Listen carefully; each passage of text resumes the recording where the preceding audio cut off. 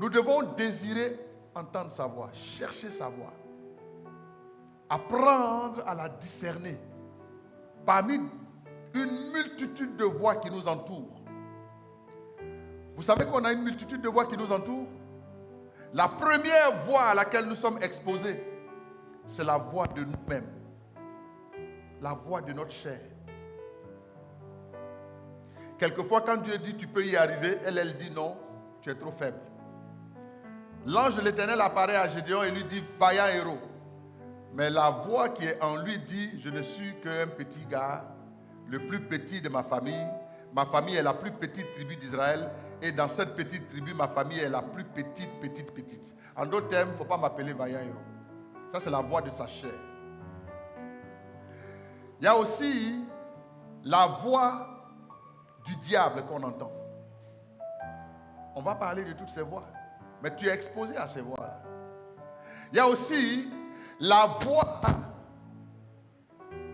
du monde qui t'entoure, la voix des autres. Très souvent, il y a des gens qui aiment toujours vivre par rapport à ce qu'elles entendent des autres, qui dépendent de la vie des autres. Il peut y avoir dans la voix des autres un piège. Mais c'est aussi une voix qu'on entend. C'est aussi une voix qu'on entend. Et au milieu de toutes ces voix, il y a une autre voix, qui est une voix spéciale, qui est la voix qui nous donne la vie, qui nous donne le chemin, qui nous donne l'orientation, qui est la voix de Dieu. La voix qui nous donne le conseil face à une situation bizarre, c'est la voix de Dieu. Dis avec moi, Seigneur, je désire entendre ta voix. Frère, que gagnes-tu à entendre la voix de Dieu? Lis d'abord la Bible. Sa voix est ici.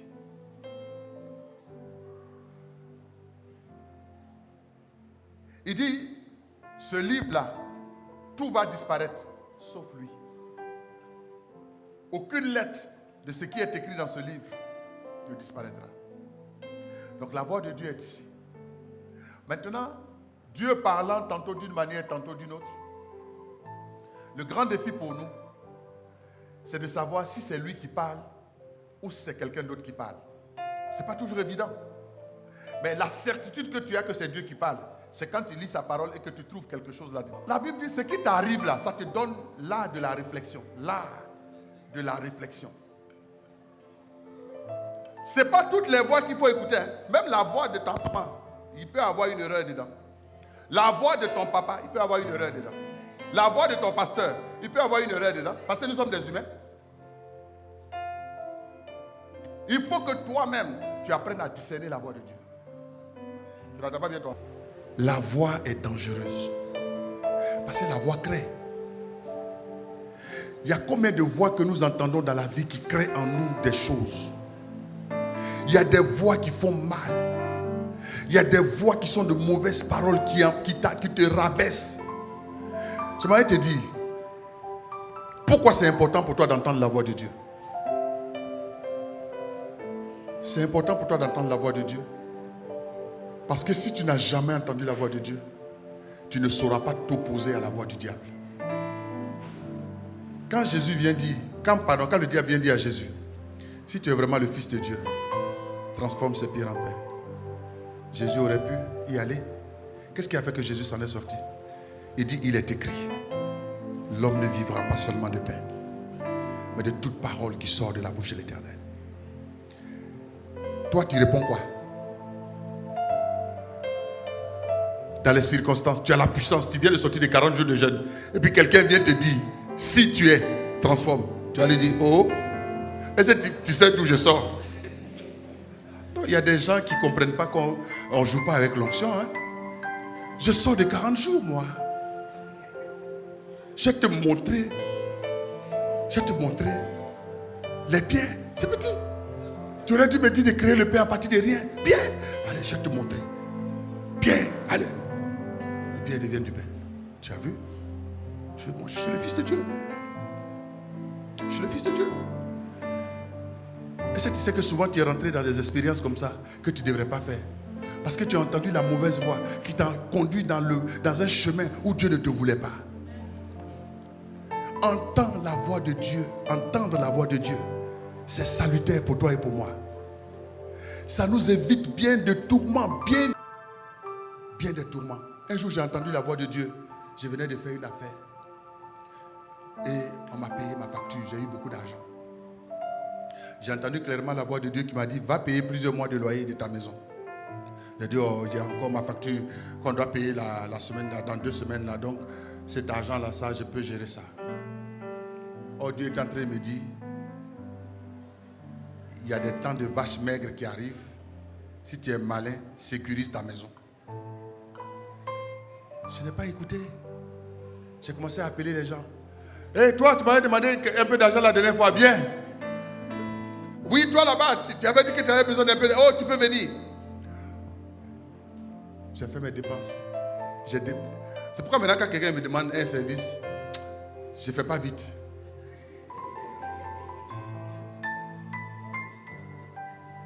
Non, parce que frère, il faut apprendre de la vie.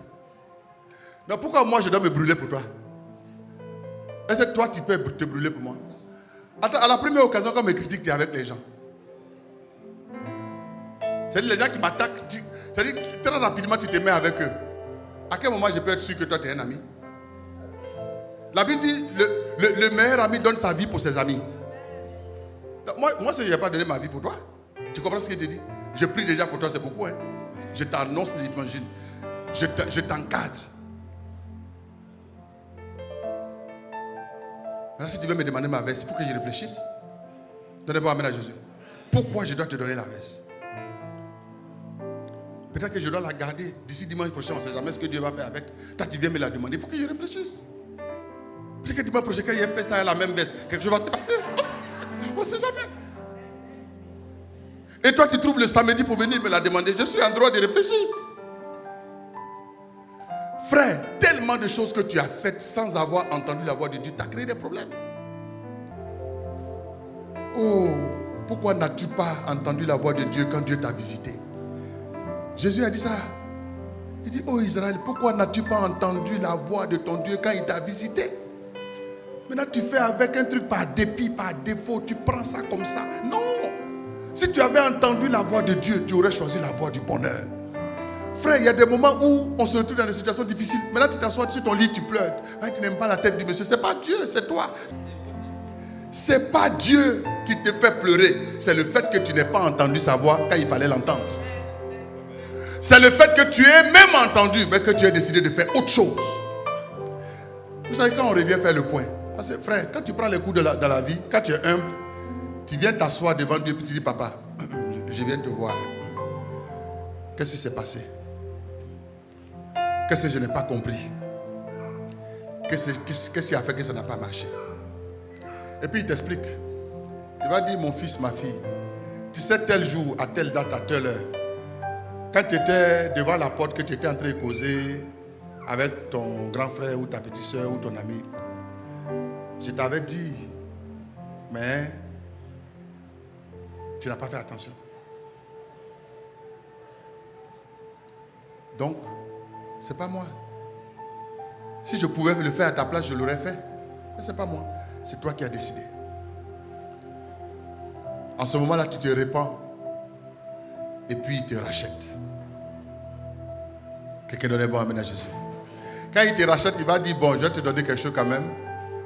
Ça peut ne pas être ce que j'avais prévu comme il fallait. Mais comme tu t'es repenti, je vais te donner quelque chose quand même pour te consoler. Les choses qui viennent du rachat peuvent être plus glorieuses, hein, mais dans la plupart du temps, c'est comme c'est un rattrapage. Il y a toujours un petit goût qui va te rappeler que c'est juste un rattrapage. Tu vois, qui va te rappeler ton erreur. Et il y a 10 ans, si j'avais accepté, peut-être que, en temps, ce qui se passe en général, je vais t'expliquer, pour ouvrir tes yeux. Le frère qui te parle, c'est ton mari. Si tu le rejettes, il va partir. Mais tu sais, c'est la douleur dans le gourmet. Tu connais le gourmet? Le chagrin d'amour, là. C'est toi qui as causé ça au frère, il est parti. C'est pas ça? Mais un moment, tu vas voir quelque chose va se passer. Un moment, Dieu est merveilleux, il est trop bon. Ce qui va arriver, c'est quand le frère va partir. Quand tu vas le regarder de loin, le gars, il est dans les Tesla. Et tu le vois passer, il est dans les Tesla. Il vit la vie, hein. Il est sur les croisières. Sa vie roule. Et puis comme Satan est mauvais, Satan va dire, tu as vu, si tu avais accepté, c'était ton mari, il n'a pas accepté. Attends, il y a le gars du rachat là qui est là, quand tu regardes ici.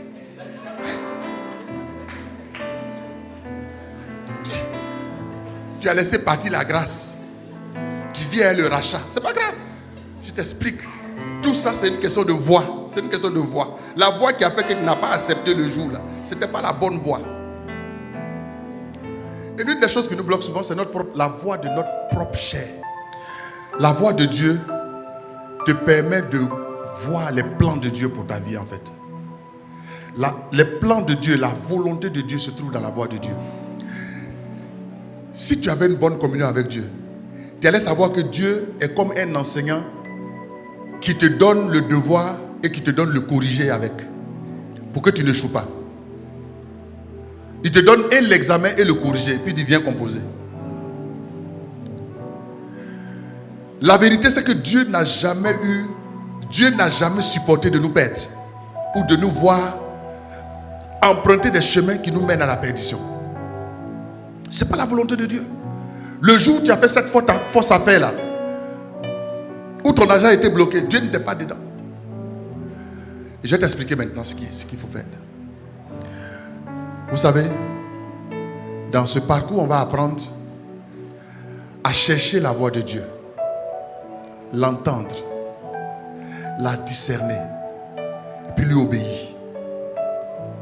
Tu es béni abondamment au nom de Jésus. Acclame bien le Seigneur. On va s'arrêter là. Que Dieu te bénisse, qu'il bénisse sa parole. On va